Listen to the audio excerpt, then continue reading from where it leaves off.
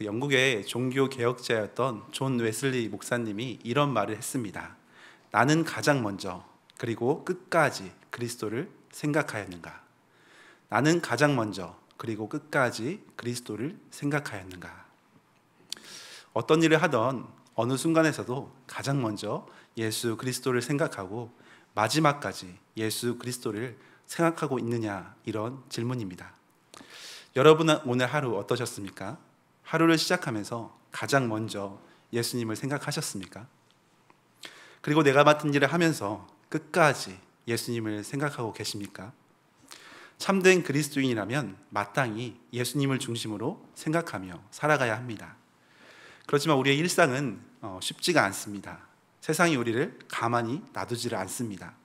우리가 그리스도께 집중하지 못하게 만들고 우리가 주님을 온전히 생각하지 못하도록 분주하게, 또 생각 속에, 또 여러 가지 상황 속에 우리를 분주하게 만드는 것 같습니다. 오늘 수요예배를 통해서 가장 먼저 예수님을 또 생각하고 끝까지 예수님을 바라볼 수 있는, 예수님을 묵상할 수 있는 귀한 성도님들 되시길 소망합니다. 오늘 우리가 읽은 골로새서는 바울이 로마 감옥에 갇혀 있을 때 골로새 성도들을 향해 쓴 옥중 서신입니다. 골로새 교회는 바울이 직접 개척하거나 목회한 교회는 아니었습니다. 그렇지만 골로새 성도들을 사랑으로 생각하며 친히 기록한 편지였습니다. 당시 골로새 성도들은 어려운 환경 가운데서도 예수 그리스도를 믿는 이 믿음으로 살아가려고 열심을 다했던 그런 모습이었습니다. 그럼에도 그들이 예수님을 온전히 생각하지 못하도록 방해하는 많은 공격들이 있었습니다. 당시 골로새는 동서문물이 교차하는 중요한 교통이었고 또 무역의 중심 도시였습니다. 경제가 발전한 도시답게 다양한 철학과 세속적인 사상들이 성행했습니다. 그들의 신앙을 혼미하게 만드는 여러 이단 사상들과 율법주의, 그리고 무질서한 혼합주의가 난무했던 상황입니다. 이런 혼란스러운 상황에서 신앙생활을 하고 있는 이 골로새 성도들에게 그들이 진짜 집중하고 생각해야 할 분이 누구인가? 바로 우리 구주 예수 그리스도다. 이것을 가르쳐주기 위해서 예수 그리스도를 강조하는 이 기독론을 강조하기 위하여 골로새를 기록하게 됩니다. 이 골로새 교회가 비록 바울이 직접 개척하거나 목회한 교회는 아니었지만 골로새서를 통해 당시 골로새 성도들에게 하나님의 메시지를 꼭 전하고 싶었던 바울의 마음을 느낄 수 있게 됩니다.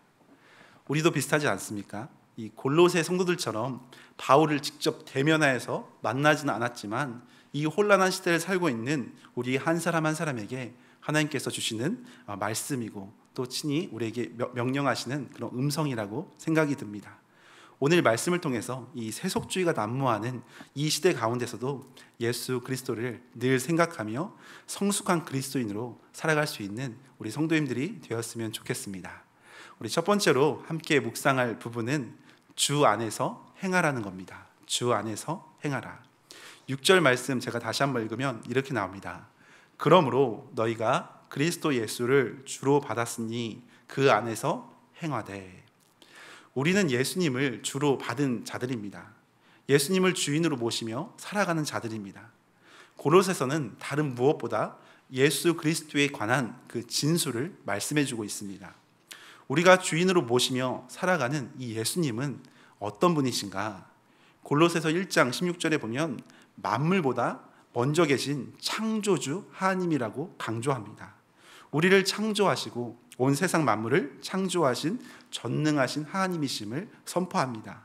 또 1장 13절에 보면 우리를 흑암의 권세, 이 죽음의 권세에서 건져내신 분이다라고 말씀합니다. 우리는 죄악 가운데 이미 죽은 자들인데 아무런 소망이 없던 그런 자들인데 예수님의 은혜로 온전히 새 생명을 얻게 되었다는 겁니다.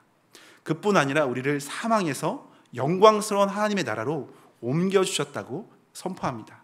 우리의 시민권을 멸망하는 세상에서 영원한 천국으로 옮겨주셨음을 말씀합니다.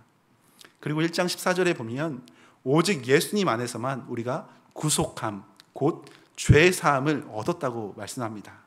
우리의 죄를 씻을 방법이 이 땅 가운데는 도무지 없었는데 예수님의 그 십자가의 보혈로 우리를 정결하게 씻겨주시고 하나님의 관계를 온전히 회복시켜 주셨다고 말씀합니다. 한 가지만 더 생각해 보자면 2장 3절에 보면 예수님 안에는 지혜와 지식의 모든 보화가 감추어져 있다고 말씀합니다. 사람들은 지식을 쌓으려고 또 평생 공부합니다.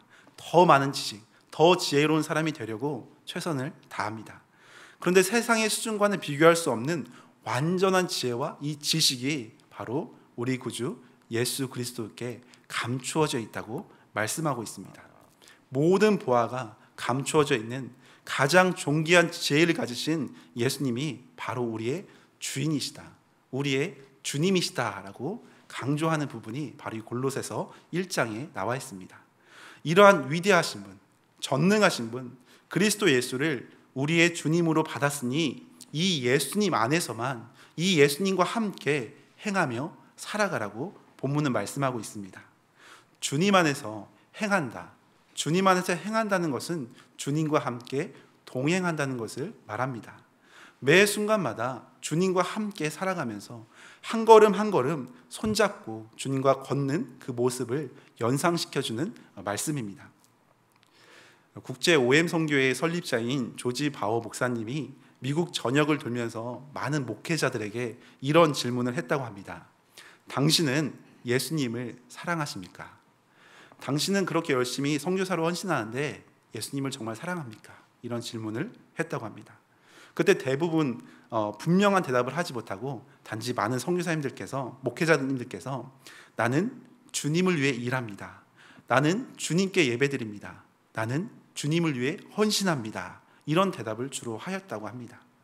이 목사님은 이것이 많은 목회자들이 영적으로 지치는 이유라고 설명했습니다.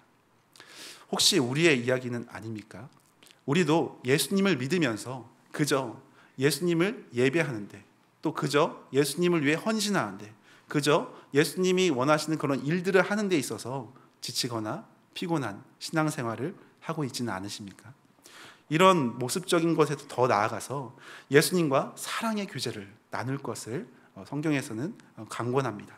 주님과 친밀한 관계 속에서 모든 걸음마다 그분을 의지하며 함께 해야 함을, 그 안에 행해야 함을 말씀해 주고 있습니다. 저도 부족하지만 사역하면서 또 설교 준비를 하면서 종종 스스로에게 질문할 때가 있습니다. 나는 과연 예수님과 친밀한 관계 가운데 사역하며 섬기고 있는가? 때로는 부끄럽지만 솔직히 그렇지 못할 때도 있습니다.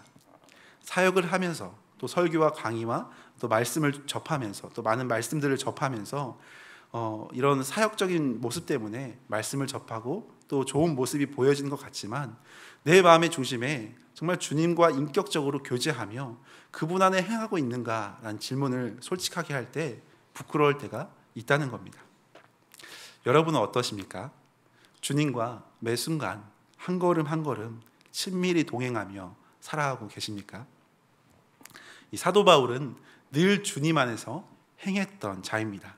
주님과 함께 발맞추어 걸어갔습니다.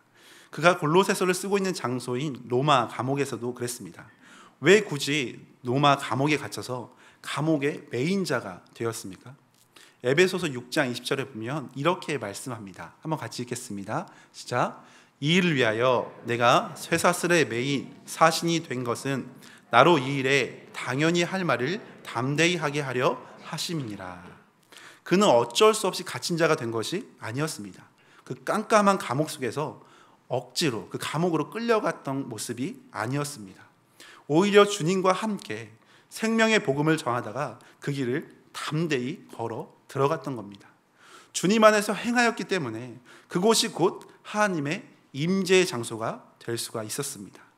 비록 쇠사슬에 매인 감옥이었을지라도, 칠흑같이 어두운 그런 감옥의 모습이었을지라도 주님과 동행한 그 순간순간이었기 때문에 수많은 사역을 감당하는 오히려 선교센터로 귀하게 쓰임받을 수가 있었습니다. 우리도 마찬가지이지 않겠습니까? 우리의 힘든 환경이 우리를 짓누르고 억누를 때가 있습니다. 그렇지만 그 힘든 환경이 우리를 묶어놓고 짓누르고 아무것도 못하게 만드는 것이 아닙니다. 오히려 우리가 예수님 안에 매이지 않았기 때문에, 주님 안에 매이지 않으니까 자꾸만 세상 풍파에 얽매이고 세상 풍조에 짓눌리는 경우가 더 많습니다. 우리가 세상을 살아가면서도 세상의 메인자가 아니라 주님께 메인자, 주님 안에 인격적인 교제를 나누면서 사랑으로 동행할 수 있는 귀한 성도님들 되었으면 좋겠습니다. 그래서 우리 구주 예수님 안에 매여서 예수님 안에 행하는 자녀들 되시기를 소망합니다. 두 번째로 우리가 그리스도인답게 살아가기 위해서 묵상할 부분은 믿음 안에 굳게 서라입니다. 믿음에 굳게 서라. 7절 말씀 한번 같이 읽겠습니다. 시작. 그 안에 뿌리를 박으며 세움을 받아 교훈을 받은 대로 믿음에 굳게 서서 감사함을 넘치게 하라. 믿음에 굳게 서서, 이 믿음에 굳게 선다는 것은 흔들림 없이 확고하게 의심 없이 믿음으로 담대하게 살아야 할 것을 말씀합니다. 이 어떤 상황에서도 흔들리지 않고 끝까지 이 믿음을 지키는 것을 의미합니다. 믿음으로 굳건하게 서야 하는데 그렇지 못하고 삶이 흔들릴 때가 우리 가운데 있다는 겁니다. 그게 언제입니까? 물론 나는 잘 버티고 있는데 주변에 폭풍우가 몰아치고 온갖 비바람이 덮쳐서 여러 고난으로 우리를 뒤흔들 수도 있습니다. 그렇지만 이런 주변 환경보다 더 우리를 흔들고 더 우리를 낙심시키는 것은 바로 외부보다는 내적인 모습, 우리의 마음이지 않을까 생각을 하게 됩니다. 우리의 마음이 흔들리면 굳건했던 믿음도 흔들릴 때가 있습니다. 내 마음이 흔들리고 또 힘들 때 대부분을 생각해 보자면 하나님께서 원하시는 것보다 내가 원하는 것이 앞설 때이지 않을까 생각합니다. 하나님께서 원하시는 뜻이 나의 바람과 일치한다면 그것보다 좋은 것이 어디 있겠습니까? 주님 좋습니다. 주님 뜻대로 이대로 저도 좋습니다. 기쁘게 순종하겠습니다. 자발적으로 하지 않겠습니까? 그런데 반면에 내 모든 상황과 환경이 또 내 마음의 중심이 내 생각이 앞설 때, 주님이 원하신 그 뜻과 배치될 때 충돌이 일어날 수밖에 없습니다. 하나님의 뜻을 내 생각과 내 계획에 가두기 시작할 때 주님과의 그 믿음이 흔들리고 우리의 심령이 심한 요동을 칠 수가 있다는 겁니다. 우리는 누구나 힘겨운 상황에 흔들릴 수는 있습니다. 그렇지만 하나님은 우리가 다 이해할 수 없이 크고 광대하신 사랑으로 우리를 붙들고 인도해 가십니다. 그래서 때로는 이해하지 않는 상황 속에서도 하나님을 신뢰할 수 있는 이러한 믿음의 훈련들이 우리에게 필요합니다. 그래서 오늘 본문 말씀은 믿음에 굳게 서서 흔들리지 않기 위해서는 주님 안에 뿌리를 박아야 한다라는 말까지 합니다. 뿌리를 박아라. 마치 시편 1편에서 복 있는 사람에 대해 말씀하는 부분과 비슷합니다. 거기 3절, 시편 1편 3절에 보면 이렇게 나옵니다. 그는 시냇가에 심은 나무가 철을 따라 열매를 맺으며 그 잎사귀가 마르지 아니함 같으니 그가 하는 모든 일이 다 형통하리로다. 이 시냇가에 심은 나무는 생명의 풍성한 이 물줄기를 뿌리로부터 끊임없이 공급받으며 살아가지 않습니까? 이 가뭄이 들어서 비가 오지 않아도 또 바람이 매몰차게 불어서 뒤흔들지라도 시냇가에 심은 나무는 견고하게 그곳에 뿌리를 내리고 서서 철을 따라 아름다운 열매를 맺게 되어 있습니다. 이와 같이 우리 또한 생명의 근원이신 그 예수님께 이 믿음의 뿌리를 박아야만 어떤 상황 속에서도 흔들림 없이 굳게 설 수 있음을 오늘 본문에서는 표현하고 있습니다. 그 중국 내륙 선교의 개척자로 불리는 영국의 허드슨 테일러 선교사님이 좌절에 빠졌을 때의 이야기입니다. 너무 큰 낙심 가운데 겨우 성경을 이제 아무 힘이 없을 때 그렇게 읽고 있는데 요한복음 15장 5절 말씀이 갑자기 큰 감동으로 이제 다가왔다고 합니다. 예수님은 포도나무요, 자신은 가지다. 그 말씀이 자기의 심령을 이제 꽂았다고 이제 표현합니다. 그래서 그 말씀 앞에 다시 힘을 얻고 회복할 수 있었다는 이제 그런 고백을 합니다.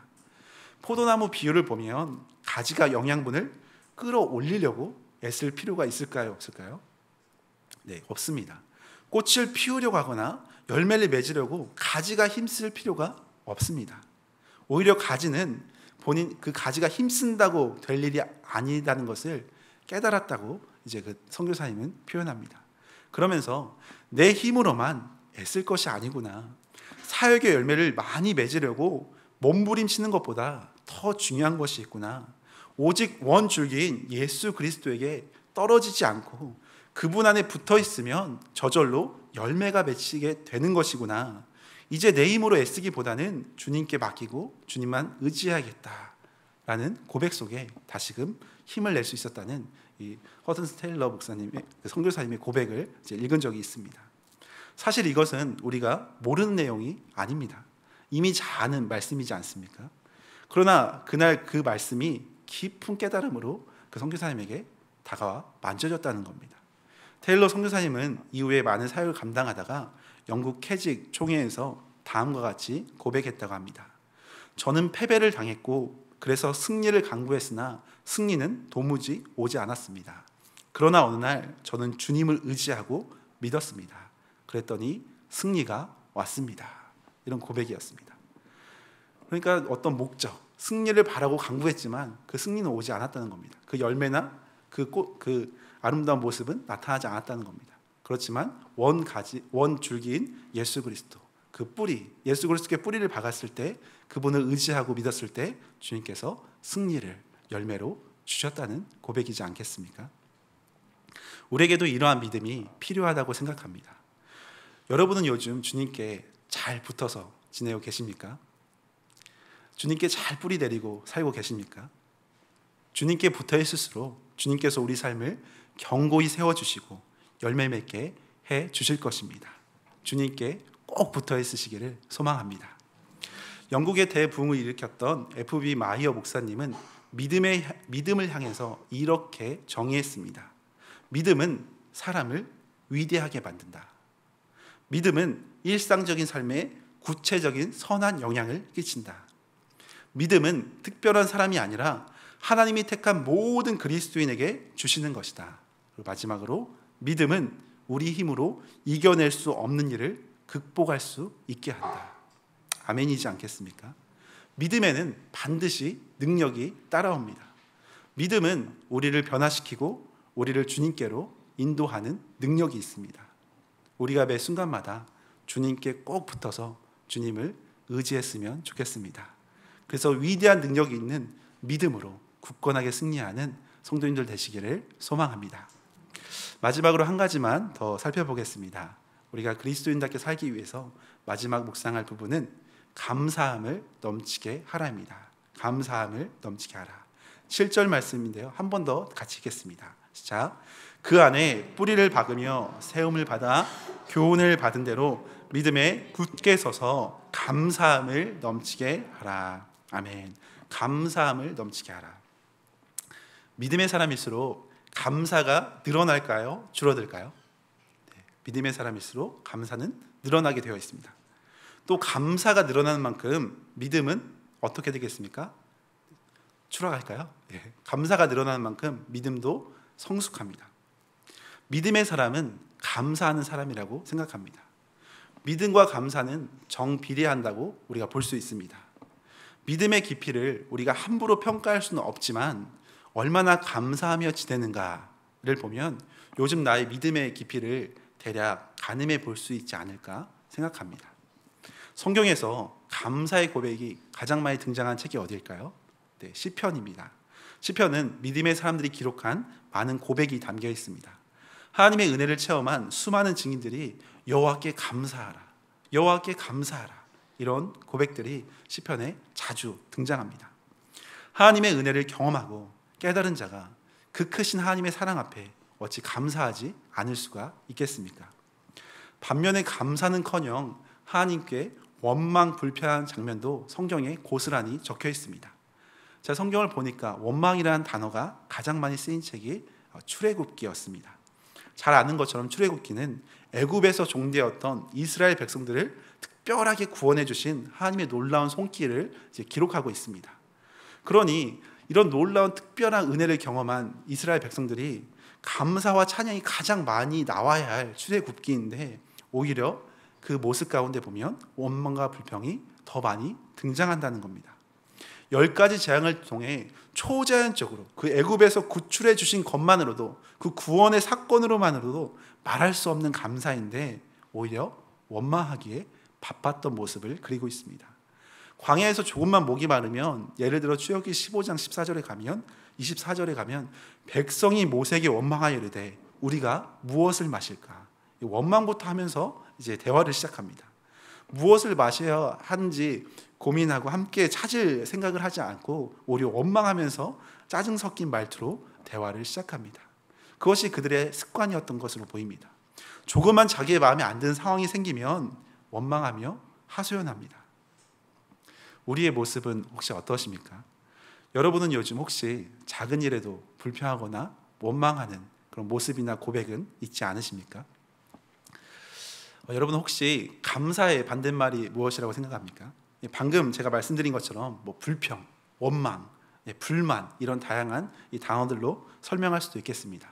그런데 혹자는 이렇게 표현합니다. 감사의 반대말은 당연히 여기는 것이라고.